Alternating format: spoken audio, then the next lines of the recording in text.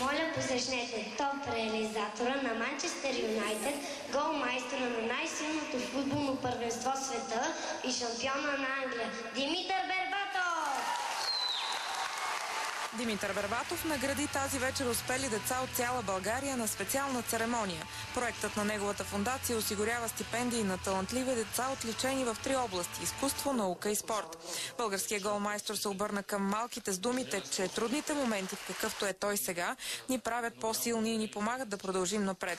Освен това, Бербатов се извини на България, че не е участвал в финала на Шампионската лига.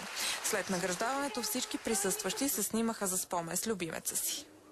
Само да кажа, Бербатов е много добър човек и трябва всички да се учим от него. Да кажете нещо на децата, които не успяха да бъдат на вашите места и не попаднаха сред номинираните и наградените?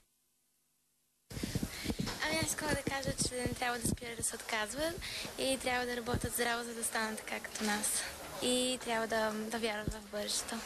Искам да кажа, че най-малкото нещо променя света и понеже не влияе на всички останали. Благодаря на Димитър Бербатов, че променя нашия свят към по-добро, защото смятам, че тази церемония и наградите ще се отразят на всички и ще ни дадат едно по-добро начало.